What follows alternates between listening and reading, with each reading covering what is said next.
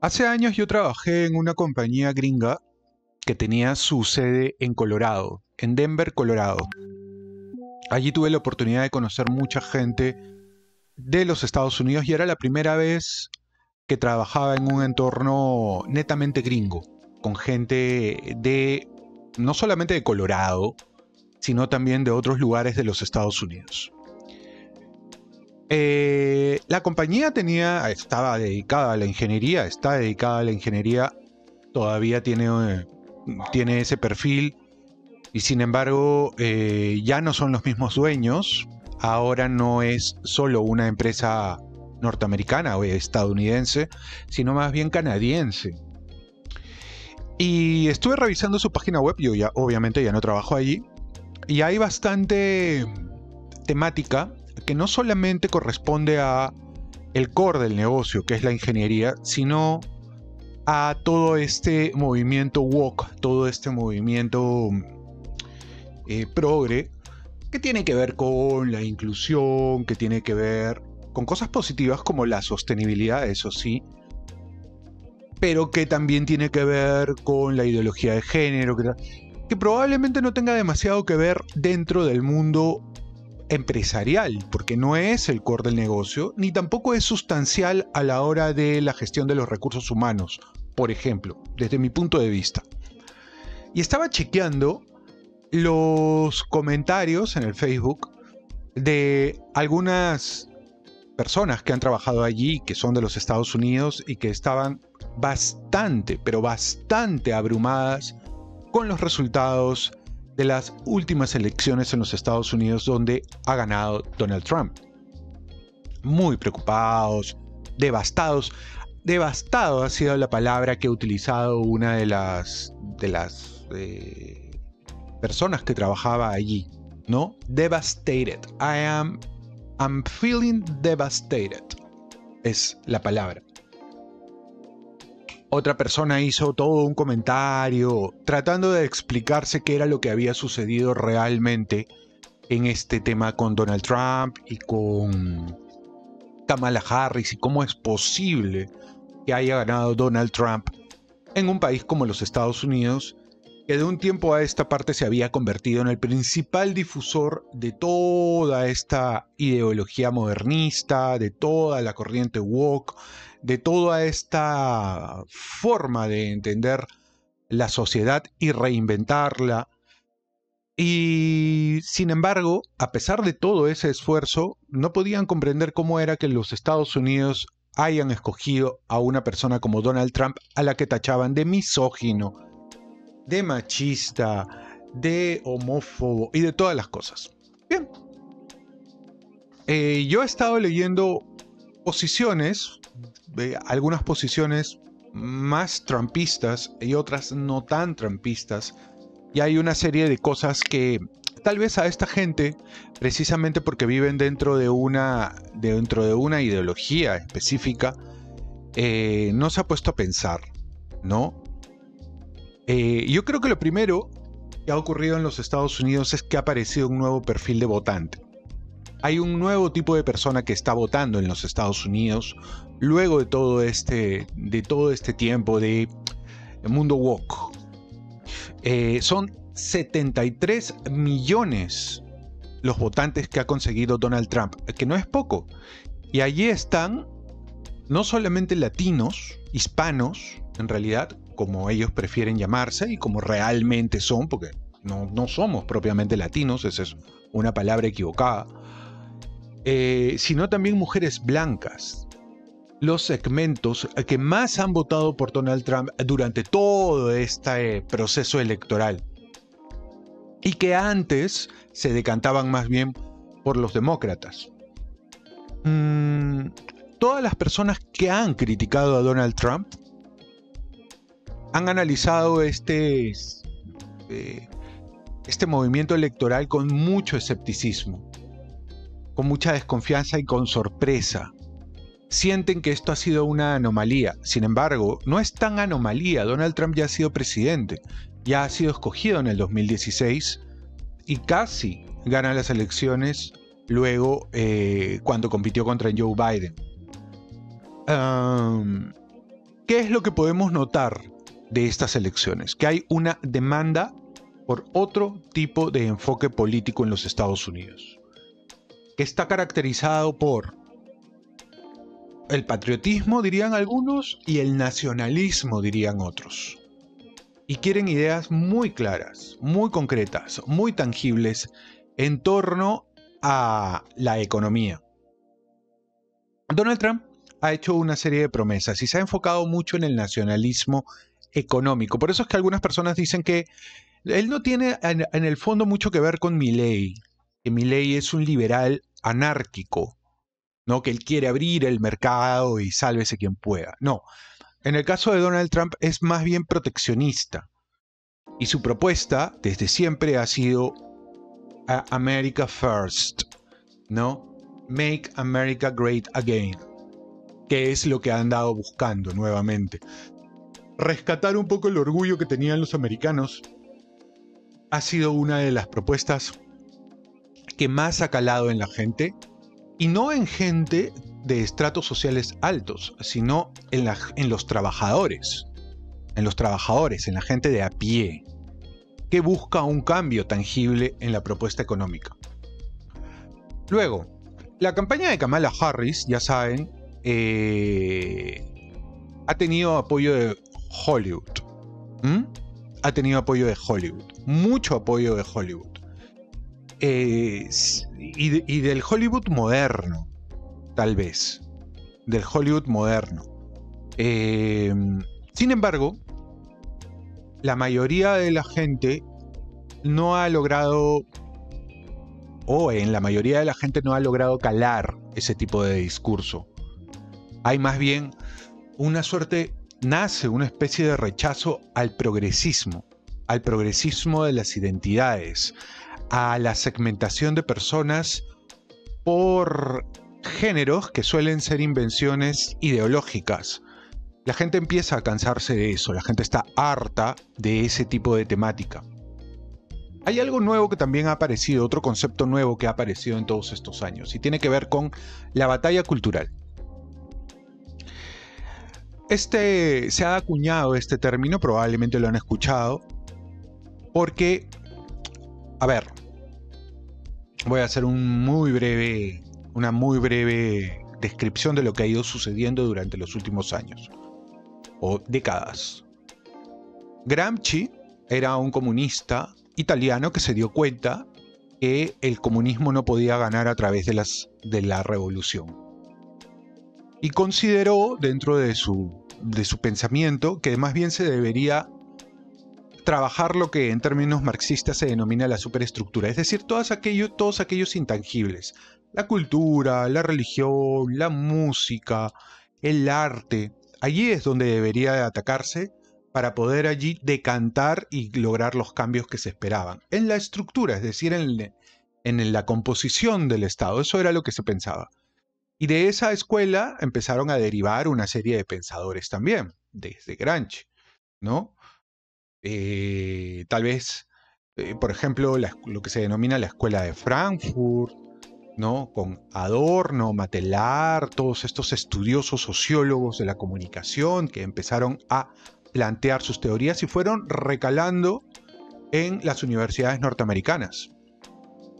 Entonces, culturalmente, el modernismo, el marxismo en amalgama con, sí, algunas corrientes que son más bien occidentales, empezaron a calar entre los jóvenes de los años 60, y esos jóvenes de los años 60 empezaron a obtener posiciones de poder en diferentes sectores de la sociedad, desde la empresa, la academia, las artes, el cine, etc.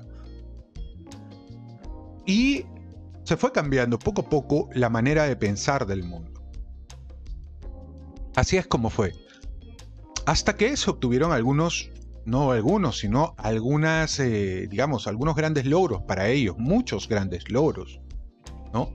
Qué sé yo, pues la legalización del matrimonio homosexual, el aborto, la eutanasia y una serie de agendas que poco a poco fueron ampliándose con los años, y durante los últimos años sí han marcado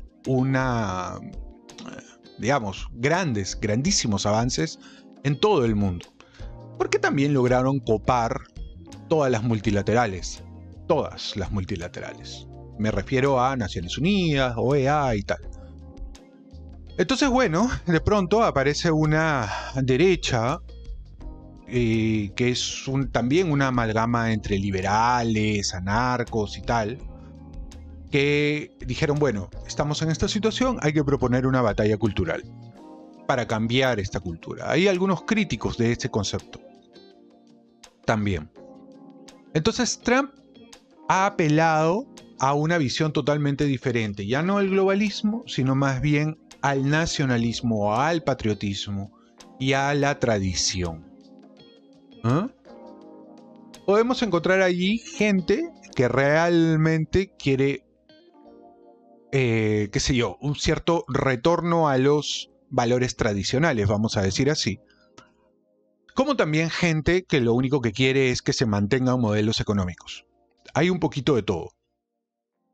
Bien, y el otro tema que también ha aparecido dentro de esta campaña tiene que ver con la estrategia del miedo. Bueno, en comunicación política se utiliza la estrategia del miedo en todo momento. La estabilidad nacional de los Estados Unidos estaba en juego y eso sí es algo muy cierto. Porque Estados Unidos estaba socavando sus bases culturales, estaba perdiendo hegemonía mundial, estaba perdiendo y además se estaba acercando peligrosamente a una posición de no retorno con China y sobre todo con Rusia, que amenazaba con una confrontación bélica en cualquier momento.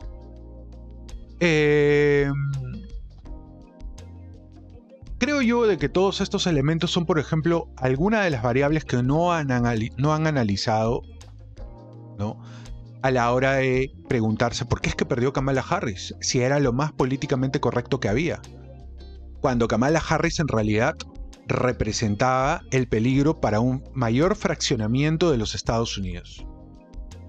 Estados Unidos, la mayoría de la gente, esos 73 millones de habitantes, está rechazando directamente lo que es la política de identidad identitaria que quieren imponer desde la izquierda, que empieza con Gramsci, que se continúa con la escuela de Frankfurt, que la mantienen Foucault, Sartre, todas las pensadoras del feminismo, etc. Que son otros matices del marxismo clásico, que ni siquiera los marxistas tradicionales logran comprender o entender, porque suponen un cambio completo a lo que Marx decía muy al inicio, porque Marx lo único que planteaba era una oposición entre el burgués y el proletario, el burgués, el capital y el trabajador. Pero no, ahora las dialécticas se han atomizado y ahora es el blanco o el negro contra el blanco, el hetero contra el homo, el no nacido contra el padre o la madre, el hombre contra la mujer, etc. Todas esas son las nuevas dialécticas que han ido apareciendo. Ahora, en el caso de Trump, de Donald Trump, él se ha querido desmarcar un poco de algunas posiciones que incluso son más extremas. El Partido Republicano ha cambiado mucho. Ya no es el mismo partido que era cuando Trump recién ingresa. Trump quería entrar a la política a través de su propia agrupación, pero iba a ser imposible en un sistema bipartidista que Trump pueda hacer eso. Por tanto, se metió al Partido Republicano y hubo gente en ese momento que estaba en su contra. Hoy por hoy, el Partido Republicano es el partido de Trump. La mayoría de la gente dentro del Partido Republicano abraza sus ideas. Y es más, hay gente que incluso puede ser más extrema que el propio Trump. Vance, por ejemplo, es un católico convencido. Y tiene ideas que incluso al lado de Trump podrían ser más audaces, más temerarias y menos liberales. Que Trump no es tan liberal, no es tan abierto. Él considera que Trump es una persona que considera que los Estados Unidos debe preocuparse por sus asuntos y mientras menos esté presente en conflictos bélicos en el mundo, mejor. A veces, ¿por qué? Ese es su punto de vista. dentro de su enfoque, Estados Unidos puede vivir perfectamente aislado, porque tienen todo lo que necesitan. Tienen reservas de combustible, tienen reservas de litio, tienen reservas de, qué sé yo, tienen reservas para poder subsistir en un tamaño de territorio que es básicamente un continente. Entonces, eso es lo que básicamente ha sido o ha representado algunos de los motivos por los cuales Kamala Harris ha perdido. Además, Kamala Harris también es una persona que nunca supo dar cara. No pudo dar solvencia. No pudo dar propuestas claras. Entonces, ese es uno. Y además fue impuesta, no llegó a ganar una elección, fue elegida directamente, no hizo ninguna primaria en el Partido Demócrata. Recordemos que inicialmente el candidato iba a ser el propio Joe Biden. Pero luego de su desastroso debate, optaron por cambiarlo o cambiar a Joe Biden por Kamala Harris. Y por otro lado, el propio Donald Trump hizo una campaña de ensueño, hizo todo bien. No hizo nada mal, hizo todo bien, una campaña en términos comunicacionales ejemplar, desde las fotografías hasta los enfoques, las respuestas, todo estuvo bien y encima la fotografía, la imagen heroica que fue construyendo luego del atentado que básicamente casi lo mata. Y hay incluso personas que consideran que eso fue armado. Entonces, nada, Donald Trump hizo todo bien en términos de política electoral o de marketing político en todo caso, y Kamala Harris hizo todo mal. El Partido Demócrata hizo todo mal porque a mitad de la contienda, a mitad de la carrera, quitan a un candidato y la colocan a Kamala Harris. Quitan a Joe Biden y colocan a Kamala Harris. Entonces, esos son algunos de los motivos por los cuales Trump ha logrado ganar y Kamala ha perdido. ¿El trumpismo se podría replicar en otros países? Sí. Sí, el trumpismo se podría replicar en otros países. Sobre todo porque en muchos países hay un tema con la seguridad que tiene que ver con la migración. Hay un desborde de la migración a nivel mundial. Y hay una incidencia negativa del globalismo. Entonces, allí hay que pensar que esto podría desatar una corriente que ya se ha venido gestando durante los últimos años.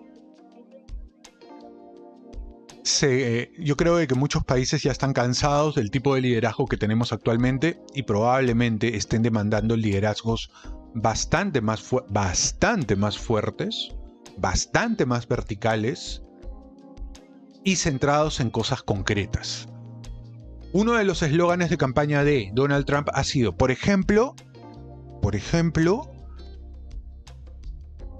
somos el partido del sentido común. O sea, ¿a qué nivel habremos llegado en la política mundial y en